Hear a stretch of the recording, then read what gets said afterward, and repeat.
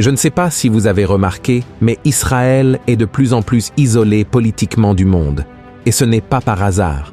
Il existe une prophétie dans la Bible qui dit que, dans les derniers temps, cela allait arriver. Je sais que cela peut sembler éloigné, mais tout ce qui se passe aujourd'hui en Israël a un impact profond sur le monde spirituel, et cela affecte toute l'humanité. Aujourd'hui, je vais vous expliquer pourquoi Israël, le pays où Jésus est né, a toujours été autant haï par les nations et pourquoi non seulement les peuples voisins, mais aussi Satan et ses démons veulent littéralement rayer cette nation de la carte. Vous serez impressionnés de voir comment tout cela a du sens et s'inscrit dans la Bible. Et avant de commencer, je veux vous demander de vous abonner à ma chaîne et d'activer la cloche des notifications pour recevoir les prochaines vidéos, car je veux vous aider dans votre marche avec Dieu tous les jours. D'accord? Alors, allons-y. Depuis la formation de l'État d'Israël en 1948, la nation fait face à des disputes et à de nombreux conflits. Cela fait longtemps que nous voyons des guerres, des tensions politiques et une forte pression internationale sur ce petit pays. Mais, au final, pourquoi Israël est-il tant persécuté? La vérité est qu'Israël a toujours été un pays très important dans le monde, même s'il est petit en taille. Son histoire est pleine d'événements significatifs, depuis les temps bibliques jusqu'à aujourd'hui, et cela attire l'attention de nombreuses personnes. Depuis que Dieu a fait un pacte avec Abraham, rendant cette terre et ce peuple spéciaux pour lui, Israël a été attaqué par d'autres nations. La Bible raconte que les Israélites se sont établis dans la terre de Canaan sous la conduite de Josué, peu après être sortis d'Égypte. Et dès le début, ils ont fait face à de nombreux ennemis, comme les Cananéens, les Amalécites et les Philistins, qui tentaient de toutes les manières de détruire cette nouvelle nation. La lutte pour la survie a commencé tôt et Israël a dû faire confiance à Dieu pour remporter ses batailles contre des peuples plus forts et plus nombreux. Les premiers rois d'Israël comme Saül, David et Salomon ont été confrontés au défi de renforcer le royaume et de le protéger. David, en particulier, est souvenu comme le roi guerrier qui a uni les tribus et a fait de Jérusalem la capitale d'Israël. Il a vaincu des ennemis puissants comme les Philistins lors de la célèbre bataille contre Goliath. Mais, après Salomon, le royaume a été divisé en deux parties. Le royaume du nord, appelé Israël, et le royaume du sud, appelé Juda. Cette division les a affaiblis.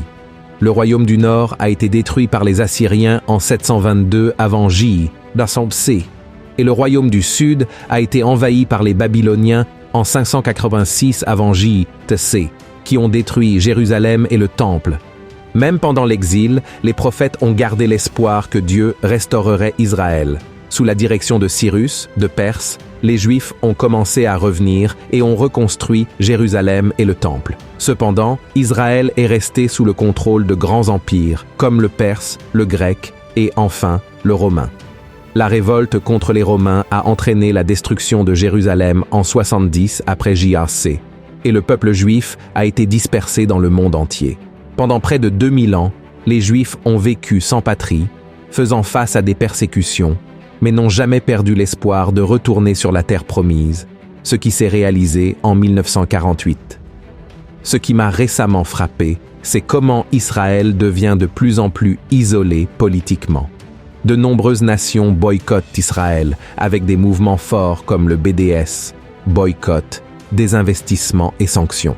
Pour ceux qui ne le savent pas, une sanction est une forme de pression que d'autres pays ou organisations appliquent lorsqu'un pays ne respecte pas les règles, lois ou accords internationaux. Cela peut être considéré comme une forme de punition à l'échelle mondiale, comme cesser d'acheter ou de vendre des produits aux pays sanctionnés, geler les comptes bancaires des dirigeants ou interdire aux entreprises de faire des affaires dans le pays.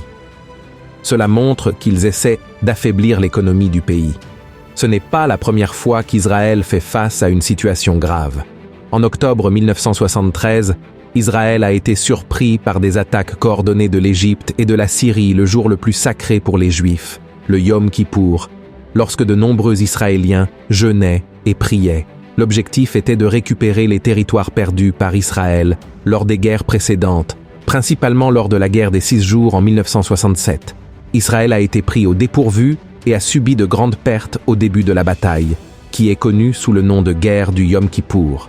Les attaques ont affaibli le pays et la situation est devenue très difficile durant les premiers jours du conflit. Cependant, après un grand effort et avec l'aide extérieure, en particulier des États-Unis, Israël a pu se réorganiser et changer le cours de la bataille, obligeant les forces ennemies à se retirer. Et malgré la victoire militaire, après cette guerre, Israël a fait face à un grand isolement international. Les pays arabes producteurs de pétrole ont cessé de vendre le produit aux nations qui soutenaient Israël, notamment les États-Unis et certains pays d'Europe, ce qui a fait grimper le prix du pétrole, entraînant une crise énergétique mondiale. Et avec cette décision, de nombreux pays ont cessé de soutenir Israël et se sont éloignés du pays. De plus, l'Organisation des Nations Unies est devenue un lieu de nombreuses critiques et condamnations d'Israël. Récemment, lors de l'Assemblée générale de l'ONU, le Premier ministre israélien Benjamin Netanyahou a prononcé un discours défendant les actions militaires du pays dans la bande de Gaza et au Liban, en réponse aux attaques de ses ennemis. Cependant, pendant qu'il parlait, plusieurs diplomates se sont levés et ont quitté la salle en signe de protestation, laissant le hall de l'ONU partiellement vide. Irrité par la protestation, Netanyahou a réaffirmé qu'Israël a le droit de se défendre contre les menaces et a promis que la nation ne s'arrêterait pas tant que ses ennemis ne seraient pas vaincus. Mais une question se pose. Est-ce que toute cette persécution d'Israël est simplement une coïncidence? Ou la Bible a-t-elle déjà mentionné cela? La parole de Dieu non seulement en a parlé, mais a aussi clairement indiqué ce qui allait se passer dans les derniers jours. Regardez ce qui est écrit dans Zacharie 12:3. En ce jour-là, je ferai de Jérusalem une pierre pesante pour tous les peuples. Tous ceux qui la soulèveront seront meurtris, et toutes les nations de la terre s'assembleront contre elle. Regardez ça, frères. La Bible laisse clairement entendre qu'un jour viendra où toutes les nations se retourneront contre Israël, et l'isolement politique que nous voyons aujourd'hui n'est que le début de l'accomplissement de cette prophétie. Si nous regardons l'Organisation des Nations Unies, par exemple, nous constatons qu'Israël est le pays qui reçoit le plus de condamnations et de critiques à l'ONU, souvent de manière injuste. Alors que d'autres nations commettent des atrocités, y compris la mort d'innocents, Israël est traité comme le vilain de l'histoire. Ils essaient de faire de l'ONU le lieu principal pour gouverner toute l'humanité, c'est-à-dire qu'ils définiront les règles et feront tout pour annuler Israël. Et je tiens à préciser que je ne défends pas tout ce qu'Israël fait, d'accord? À cause de la guerre, le gouvernement israélien prend des mesures sérieuses qui malheureusement nuisent et même prennent la vie d'innocents. Mais une chose à laquelle peu de gens prêtent attention est que si Israël ne se défend pas et ne montre pas sa force, son peuple et son territoire peuvent être détruits par ses ennemis très rapidement. Mes frères, selon les Écritures, Dieu a choisi ce peuple pour être sa propriété. Israël est l'horloge de Dieu pour les derniers temps. Et le monde, influencé par les forces spirituelles du mal, veut certainement détruire cette nation complètement.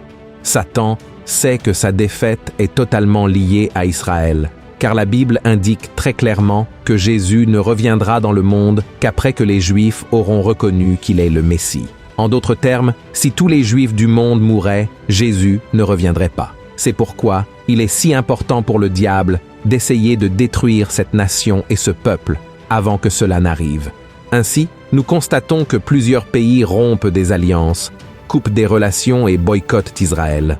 Même aux États-Unis, qui ont toujours été un grand allié d'Israël, il existe aujourd'hui une énorme pression de la part du Parti démocrate qui soutient l'agenda mondial et est opposé à de nombreuses valeurs bibliques pour changer ce soutien.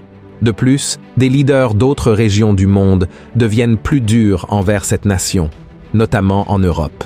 Des pays comme la Suède, la France et l'Irlande sont parmi ceux qui poursuivent le peuple juif avec le plus d'intensité. Mais ne vous laissez pas tromper par tout ce qui s'est passé dans le passé et ce qui se passe maintenant, car le pire est encore à venir durant la grande tribulation. C'est la période où l'Antéchrist régnera sur la terre. La Bible dit que les nations vont s'unir pour encercler Israël, dans le but de le détruire complètement. Ce sera un temps de grande souffrance pour le peuple juif, et l'encerclement ne sera pas seulement politique, mais aussi militaire. En d'autres termes, il s'agira d'une attaque directe et violente contre Israël, dirigée par l'Antéchrist. Pendant cette persécution, les Juifs reconnaîtront finalement que Jésus-Christ est le Messie, celui qui est venu il y a des milliers d'années et qui a été crucifié. Et les écailles des yeux des Juifs tomberont, et ils pleureront amèrement d'avoir crucifié le Messie. Regardez ce qui est écrit dans Zacharie 12, verset 10.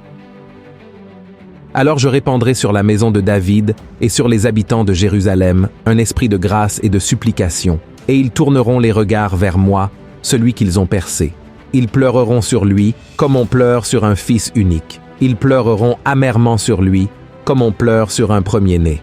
Regardez ça, frères. Nous savons que conformément à la Bible, Jésus est le fils aîné. Et c'est à ce moment-là que va se dérouler la première bataille, où les nations, commandées par l'Antéchrist, attaqueront Israël, appelée la guerre d'Armageddon. Cette bataille aura lieu à la fin de la grande tribulation et se terminera par la seconde venue du Christ, qui viendra avec son armée céleste pour vaincre ses forces du mal, emprisonner Satan et établir son règne ici sur terre. Mais ce ne sera pas la dernière bataille contre Israël. La Bible dit qu'après les 1000 ans de paix, Satan sera libéré de sa prison et commencera une bataille appelée la bataille de Gog et Magog. Il poussera les nations à se rebeller à nouveau contre Dieu et à attaquer son peuple. Et cette fois, le Seigneur détruira ses forces par le feu du ciel, mettant fin une fois pour toutes au mal et marquant la fin de l'histoire humaine telle que nous la connaissons, tout en donnant le coup d'envoi au jugement final. Cela nous amène à réfléchir à une chose. Si nous sommes si près de tout cela, comment devons-nous agir en tant que chrétiens? Nous devons comprendre qu'Israël est un signe prophétique et que les événements qui s'y déroulent sont un avertissement pour nous. Le retour de Jésus est de plus en plus proche et notre mission en tant que sauvés par le sang du Christ est de prier pour ce peuple et de nous préparer à ce qui est à venir. La Bible dit que Jésus reviendra pour régner depuis Jérusalem et nous qui faisons partie de son peuple régnerons avec lui pour toujours. Amen. Frères, aujourd'hui, quand nous regardons l'isolement d'Israël, l'augmentation des persécutions et toute la malveillance et l'injustice commises contre ce pays, nous pouvons être sûrs que tout cela prépare le terrain pour les événements de la grande tribulation. Le monde s'achemine vers l'accomplissement de ces prophéties, et ce qui peut sembler lointain pour beaucoup de gens est en réalité plus proche que nous ne l'imaginons.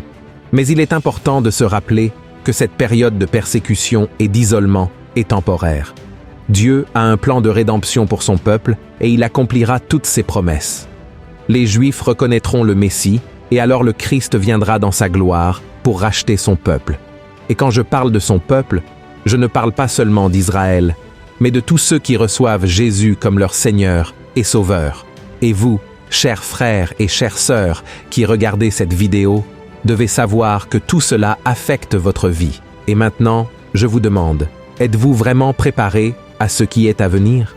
La Bible nous avertit que le temps s'épuise et qu'il est important d'être prêt. C'est pourquoi, si vous ne vous êtes pas encore repenti de vos péchés, si vous n'avez pas donné votre vie à Jésus, je veux vous dire que c'est le moment. N'attendez plus. Les signes sont très clairs. Jésus revient et il n'est plus possible de rester indécis. D'accord?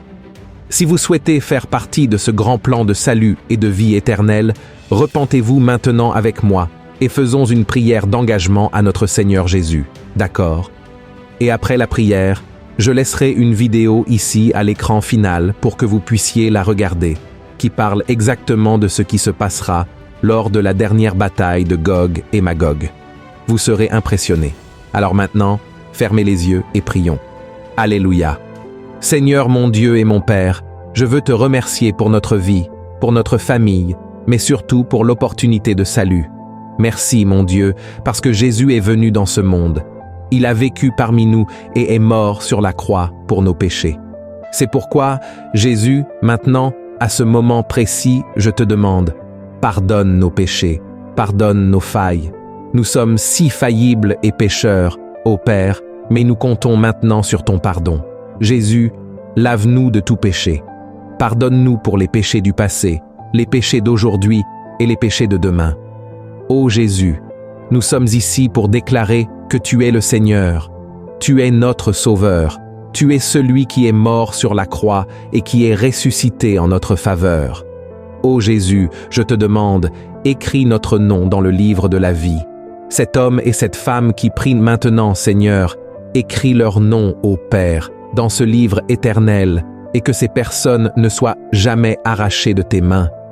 Ô Jésus, aide-nous aussi à persévérer jusqu'à la fin, même face aux difficultés. Nous savons que Satan s'est levé contre ton Église, contre ton peuple, même contre Israël, mais il est invaincu. Et nous te demandons maintenant, mon Dieu, ta protection. Reste avec nous, Seigneur, jusqu'à la consommation des siècles, et ne nous laisse pas tomber dans la tentation, mais délivre-nous du mal, car à toi sont le pouvoir, l'honneur et la gloire pour toujours. Au nom de Jésus, nous prions et te remercions. Amen. Gloire à Dieu. Alléluia. Maintenant, je vais laisser la vidéo dont je vous ai parlé. Que Dieu vous bénisse puissamment et je vous attends dans la prochaine vidéo. Un gros câlin.